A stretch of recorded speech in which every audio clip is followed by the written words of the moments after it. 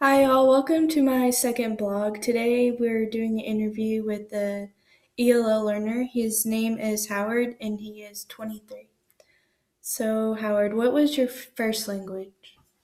Technically, I spoke Greek when Mm-hmm. me and my family came over here, and then I was 5 years old or 6 years old.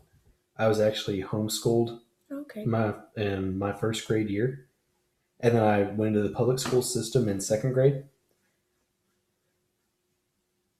That's yeah. Okay, so when did you start learning English in I school? I would say I wish I could say the first day of second grade, but it wasn't. It was still fairly early on in my second grade year. I would have, they would have to have a teacher in there with me to help me. I had to go to Mm-hmm. these special tutoring classes like during the day, sometimes after school, and they slowly taught me English, and it's good that they got me when I was fairly young because I think second grade I was 7. I was 7 when I started doing that. Mm-hmm. Yeah, it was hard, but I eventually adjusted to it. Okay, so what kind of lessons or strategies did your teachers teach you? Um, the first one I remember, as cheesy as it sounds, was flashcards. They did like Mm-hmm. basic things like car, house, school. They did a lot of animals Okay. because I really liked animals as a little kid. So they did a lot of those, and I knew I knew the Greek names for them, and they would be like, "Oh, okay, this is a dog, this is a cat, this is a horse. We pronounce this horse. This is pronounced." And they did colors eventually on the flashcards, stuff like that. They did that. That's the one I remember the most because it was the more enjoyable one for me, I guess. Okay. So, is there anything that you wish that your teachers did differently?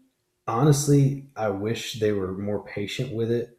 I mean, I get that a lot of the people, like a lot of the kids that don't speak English in the public school systems in Texas, especially in South Texas, they're speaking Portuguese or Spanish. Mm-hmm. Well, none of the teachers spoke Greek. But that was it was my only option to go to that school. So we were stuck between a rock and a hard place. Um, my mom is actually white. I'm half Greek, but my dad wanted me when we were in Greece. He wanted me to speak Greek, and then his job moved him over here, and they just flat out told him like, "Hey, in this, if it's going to be a professional world, if he's going to make it, he's going to have to learn better English, and he's going to have to learn it now." So um, they just kind of threw it on me. I mean, I'm glad I learned it, but yeah, my mom taught me. My mom would teach me a little bit when we were at home at the same time, but she worked a lot, so it was a little harder for her to do it. But Mm-hmm. yeah, I wish there were more teachers that were trained in more than just the basics, like Spanish, and that's pretty much it. In Mm-hmm. all honesty, they don't know any other exotic language. So, my next question is what language did you speak at home, and then what language should you speak at home now?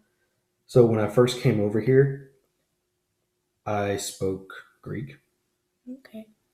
and then once I started learning English, we started speaking more and more of it. My dad was learning it. My mom, of course, already knew it.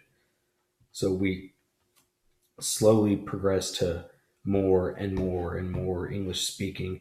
And now I just speak English, regardless of whom I haven't spoken Greek in years, probably since elementary. I just have no need for it. So, how has being bilingual affected your life? I mean, at the beginning, it was kind of hard because you feel kind of embarrassed, like, oh, these teachers are taking you out in front of everyone, and they're like, oh, is he dumb? Is he, does he he can't read? What's his deal? He talks different. They're just kids, and I don't blame that on any of them. But now I don't even, like I said, I don't consider myself bilingual. I never speak Greek. And like I said, I don't have a use for it because no one around here speaks Greek. English is just so much more. It's just so much more efficient. I've even kind of gained a little bit of a Texas accent just being around it so much. So I mean, it doesn't really affect me. I'm glad I learned English, so Mhm. it's helped me in school definitely. Okay, that's all the questions I have for you. Thank you. Thank you.